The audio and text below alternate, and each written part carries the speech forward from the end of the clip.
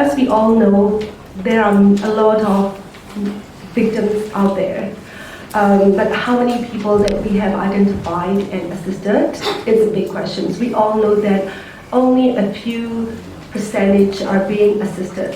So when we talk to the survivors, we are asking them, okay, why don't you want to be identified as the trafficking survivors? And there are many reasons. And many of them who reject the assistance that are offered to them. And there are many victims who are being victimized after they are being rescued and returned back home as well.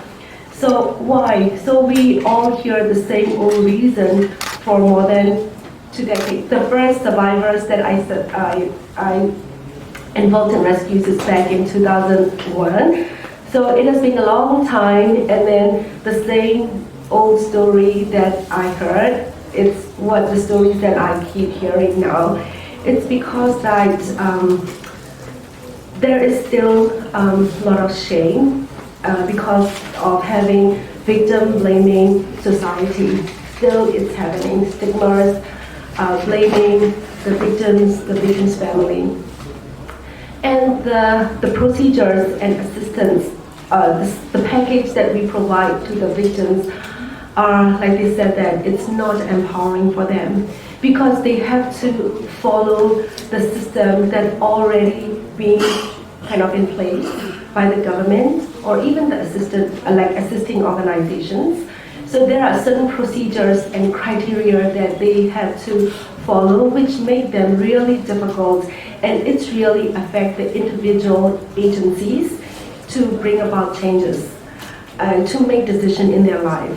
So I think we all have learned from them that why they should be rescued, why they cannot make the decision, they have to follow the procedures that already been in place. So this is the reason why they do not want to be assisted as well. Another reason that they have shared with us is part of the requirement is to be in the process of criminal justice system, most of the cases. Because there has been a pressure that, you have to kind of put the criminal into prison, your statement is very important, your witness, being the victim witness is very important. So there has been some kind of pressure that put on them that their statement, their voice is very important. So many victims, they have high hope that when they provide all these statements and evidence, that all these offenders, the criminal, will be put behind the bar. But from our work on the ground, is there any strong evidence that how many criminals that victims identified are being put behind the bar? Are those who put behind the bars are the real criminals or the brokers who are easily replaceable by all these human trafficking networks and the criminals? So many victims that we have assisted keep asking us, what happened to my statement? What happened with the court process? What happened, what's the decision? But it is many times victims, survivors are not being informed about the decision made by the court. So this is one of the reasons that victims said that we are not being empowered by the criminal justice system and the decision. And the whole process is not really being kind of empowering for them. So many of them, they feel like we do not want to be part of the system as well. And the other reintegration assistance that we offer, like many of the victim support agencies, including us, we are offering something which we feel like they should have and they should do. Like many times we hardly kind of listen to the voice, and sometimes we listen, our listening is very good, but in terms of implementing what they have suggested or recommended, it's also another big question mark. And we have tried to provide all these integration supports which are in accordance with our program and our project. And sometimes many victims feel like they want to remigrate, but it is not being encouraged. Or sometimes we are providing support to them, which they will get around $100 per month, but the people next door are migrating to other country, getting a good job, who can earn $300 to $400. And so they feel like we want to go and we migrate there. So I think there are many things that to listen and to help victims to make, survivors to make choices, which we all feel like that's something that unless we tackle that, it will be very difficult for us to really have victims coming forward to be part of the solutions while they are the ones who know better and then they have a lot of experience to share with us. So another group of people that we serve, which is migrants, I would like to share what are the struggles in the whole kind of that make them vulnerable and become the victims of labor trafficking. Many of us are working with the migrants, but we know that many migrants are fall into the trap of the traffickers. Many migrants are being exploited and abused. Why?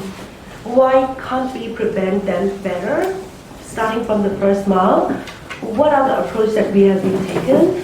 It's more than 1 or 2 decades that we are doing the same old thing, same old approach, which is raising awareness, advocating the government, providing them with income earning opportunities, small income generating activities, homemade, and refer them to some of the jobs. We are doing all these good things. But when we also, throughout some of the research that we have done with the job seekers, that we found that migrants are not being kind of encouraged and informed and empowered with the up-to-date information, practical information. Because for Issara, we have run some of the hotlines and we received some hotlines. And then some of the hotlines are from, the callers are from the churches as well. So we ask them, they are being betrayed by the brokers and they call us. So we ask them, have you talked to the church? Have you talked to the church leader, the people in the community, to provide you with the information that you need, how to migrate to Thailand, how to migrate to Malaysia, how much would it cost, who are the brokers, who are the official recruiters, what kind of jobs that are available out there. So we asked them and they said that that kind of jobs are not available with churches. So they go to the local brokers who give them all these false hope, false information, who refer them to another brokers in town, who work with all these criminal networks and like unethical brokering network, and then they fall into the trap of the same old kind of that leads them to human trafficking and abuse and situation and into a forced labor. So it is very important. And then we also, Issara also work with some of our church partners, some community-based organizations as well. Before we start our section, we always ask, okay, what kind of information that you are providing to people?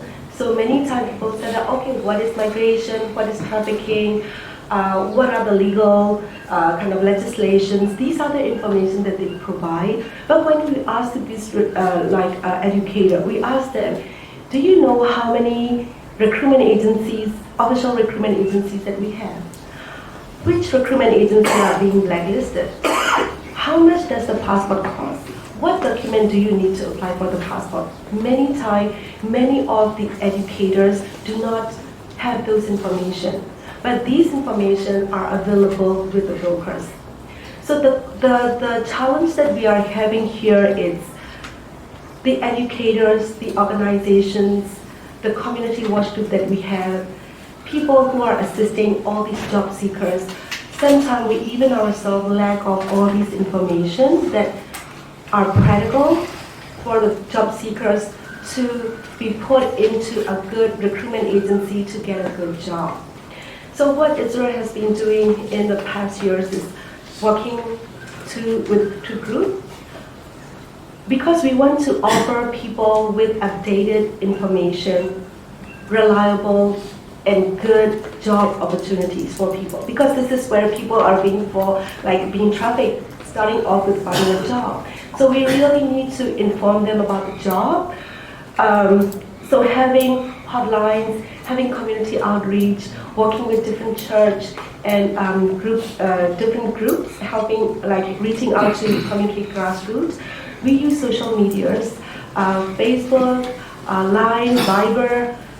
We have communications over thousands of 600 to 1,000 hotline calls each month from Bank Thailand office as well as from Yangon office because it's free, it's 24/7. So from all this information, and then we are having a Golden Dream application where the second version will have the online job matching platform.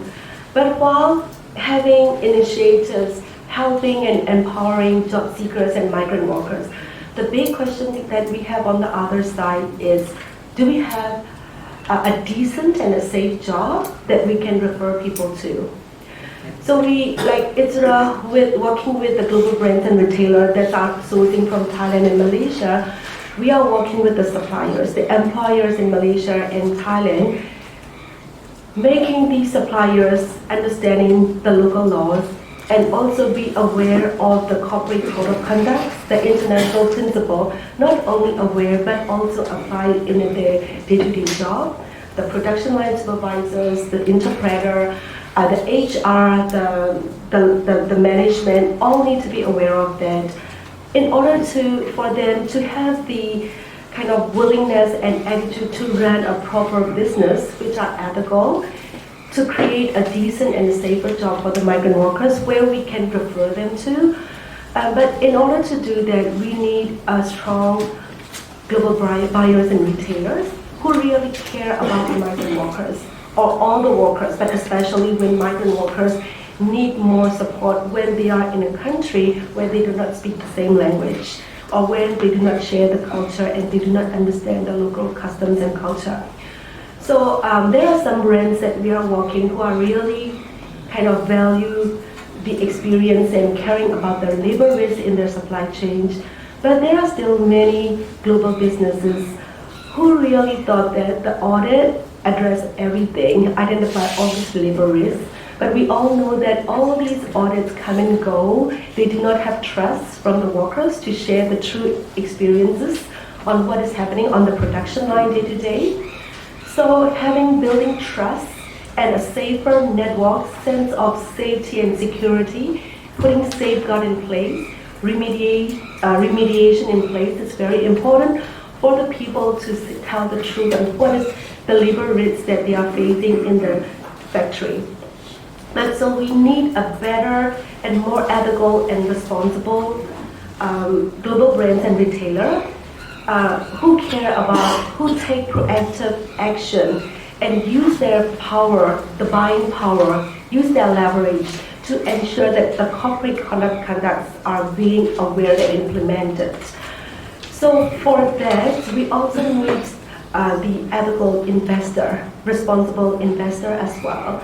So the investor also have leverage to have all these global brands to take care of the labor force, to tackle the labor risk in a more timely manner, so that there will be a more ethical job, decent job that we can refer people to.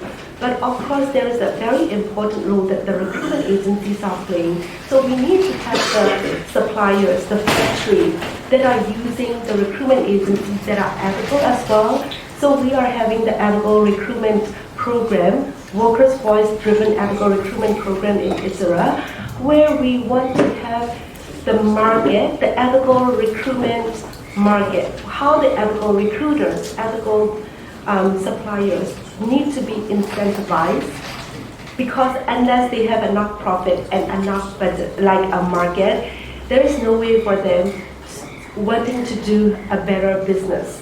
So think how the church can be part of creating an enabling environment for the recruiter, a market for the ethical recruiter and ethical supplier, incentivize all these good people, while the government also needs to also take actions against all the wrongdoers and remove the systems that allow all this exploitation to have happen, and all the mechanisms that's where exploited workers and trafficking survivors are not feeling safe. So I think I really, to end my presentation, I'm very happy to see what is happening here. We need to build a city of God and man. So regardless of whether we are a destination country, a transit country, or a source country, I think every community, if the church become a safe place and kind of a safe environment in society where all these migrant workers are feeling safe and they can see the love of God, the peace of God, the hope that God through us, I think that there will be more victims coming forward. Sex trafficking victims or labor trafficking victims will come forward, will be part of the solution by having a more duty bearers like business and government doing their duty in a more meaningful way, to listening to the voices of all these workers and victims, to create a space for everyone. So I really hope that this conference and the follow-on discussion will let us all think of how innovatively we can work, not doing the same old thing over and over again, but how we can use the voices of the survivors and workers to inform our policies, to inform our implementation, and proven by them that this solutions work. Thank you so much.